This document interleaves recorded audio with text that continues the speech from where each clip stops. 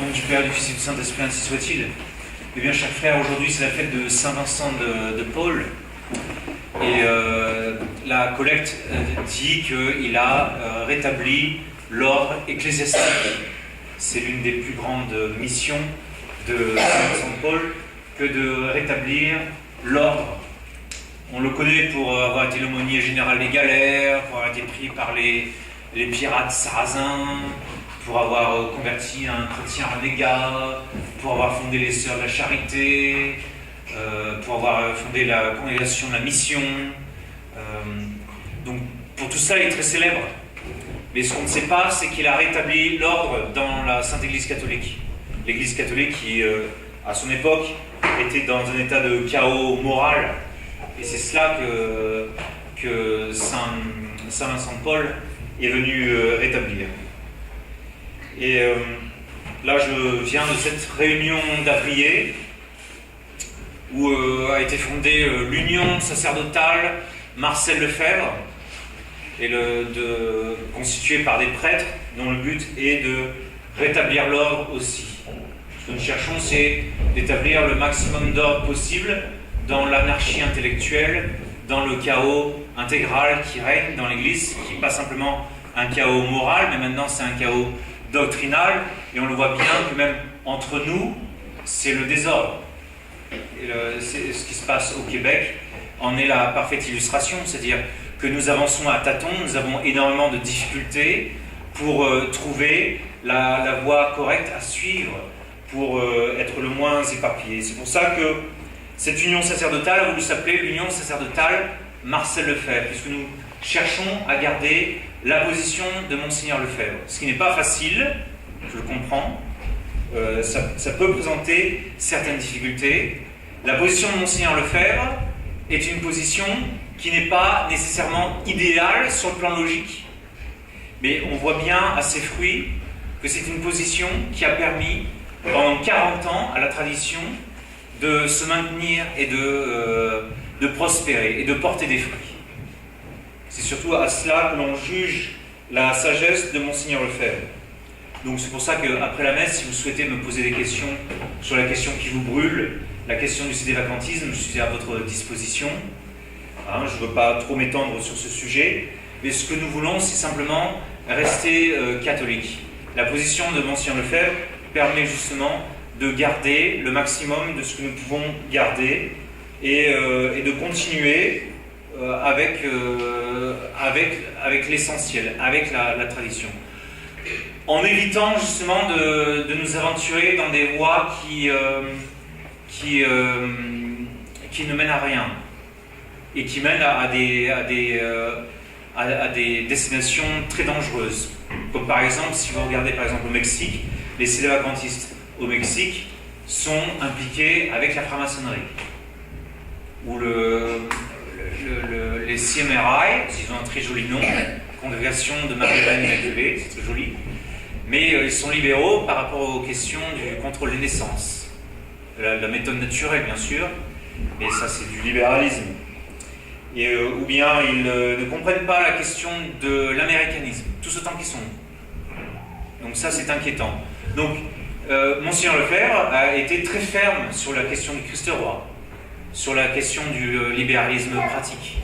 Monseigneur Lefebvre ne s'est jamais impliqué avec les autorités civiles maçonniques, il ne s'est jamais impliqué, a toujours eu beaucoup de questions à régler, beaucoup plus que l'on peut se douter. Par exemple, en 1987-88, il y a eu la question de chrétiens des solidarités, de renaissance catholique. Donc il a dû faire face au libéralisme ambiant en France.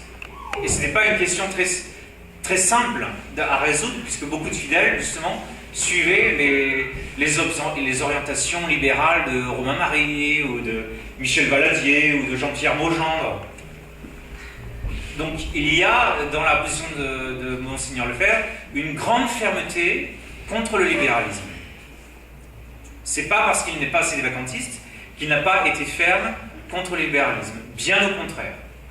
Donc il y a, dans la position de Monseigneur Lefebvre, une très grande fermeté contre le libéralisme. Mais au fur et à mesure qu'on s'éloigne du temps, on ne voit pas à quel point Monseigneur Lefebvre était ferme était ferme par rapport à l'erreur du libéralisme. Donc on s'imagine que Monseigneur Lefebvre était tout doux, tout gentil, un peu la façon dont on veut le peindre dans la fraternité Saint-Pédis officielle, quand on regarde le documentaire qui était fait sur Monseigneur Lefebvre. Alors que Monseigneur Lefebvre était très ferme sur la question du libéralisme.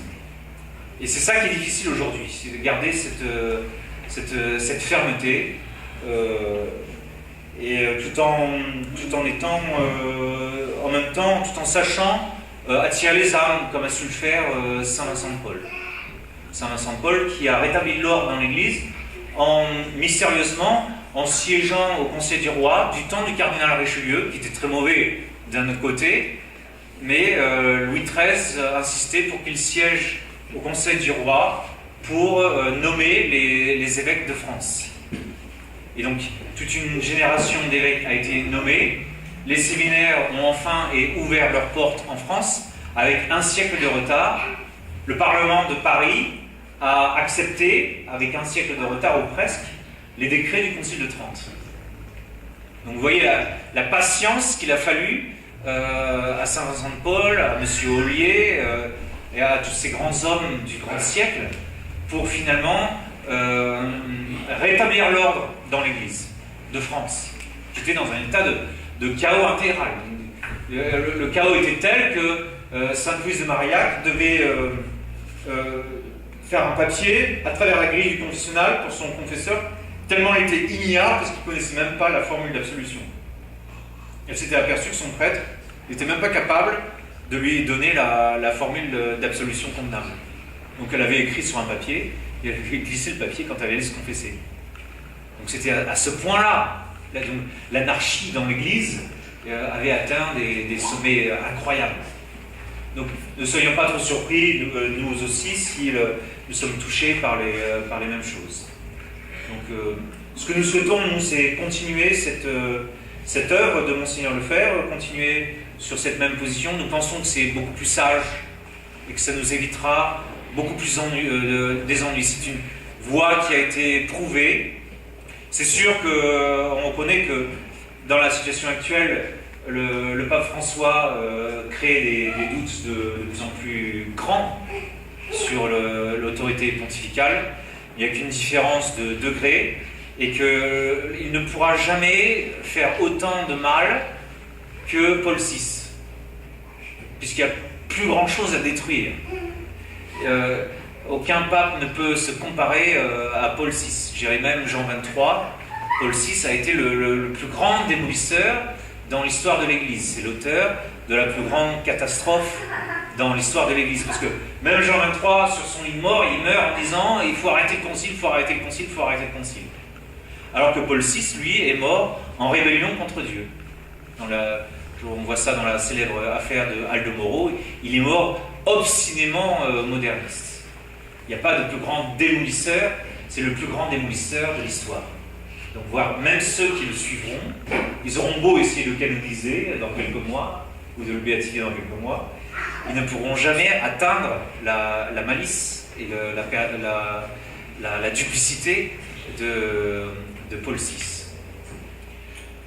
Donc voilà, il s'agit simplement de continuer sur cette lancée.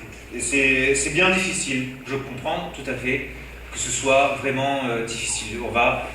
Il est possible qu'on continue à se diviser et qu'on continue à souffrir de ces terribles divisions, parce que justement la crise de l'Église n'est pas encore à sa conclusion.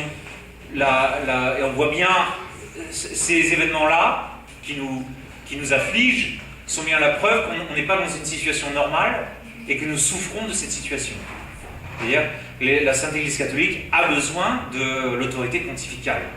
Ça fait partie de la constitution monarchique de l'Église. C'est-à-dire elle se tient d'une seule pièce grâce à cette institution du souverain pontifical. Et donc, comme la tête de l'Église est occupée par les ennemis de l'Église, ils ont occupé la fonction, eh bien il est normal que les brebis soient dispersées, comme ça a été prévu. Donc on fait vraiment ce que nous pouvons. C'est-à-dire, je ne pense pas que je serai capable de convaincre tout le monde.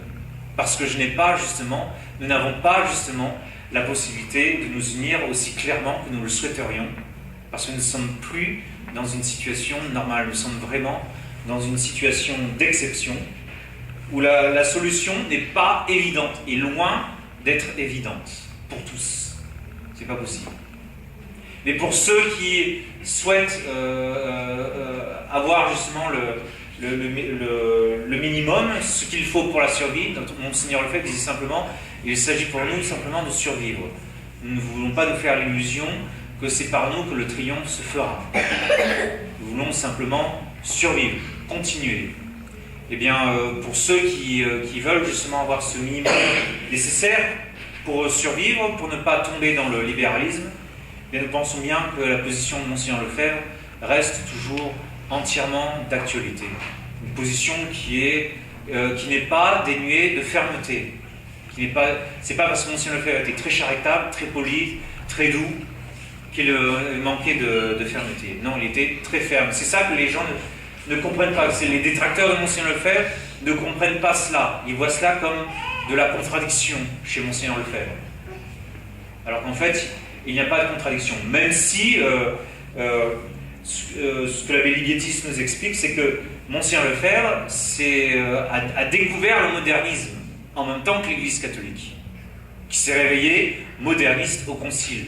Donc il a fallu un certain temps pour qu'il arrive à formuler la position intégrale. L'abbé Ligeti dit, Monseigneur Lefebvre a étudié à l'université du modernisme et il a fait sa graduation en 1988.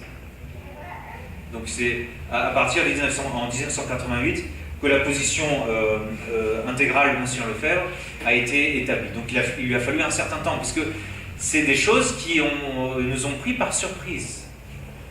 On ne s'attendait pas à un tel coup de maître de Satan. C'était vraiment un coup de maître de Satan. Ce que fait le démon est très fort, il a beaucoup appris, et le démon apprend en combattant. Il combat en apprenant, et il apprend en combattant. Il apprend beaucoup de choses, et ce qui nous a sorti récemment est vraiment un coup de maître extraordinaire. Donc il a fallu du temps, même à Monseigneur Lefebvre, pour réaliser quelle était la voie à suivre. Et on voit la même chose dans la vie de Saint Vincent de Paul, où il faut un certain temps, certains coups de massue de la Providence pour réaliser ce qu'il faut faire. Il y a une grande prudence chez Saint Vincent de Paul, où il disait de bons conseils à ses prêtres. Par exemple, il disait à ses prêtres, soyez brefs dans vos sermons, ne faites pas que vos sermons n'aillent pas au-delà de 1 ou 2 heures. Hein. Voilà, c'est pour ça que pour vous épargner, mes bien chers frères, nous n'irons pas plus loin. Au nom du Père, et du Fils et du Saint-Esprit, ainsi soit-il.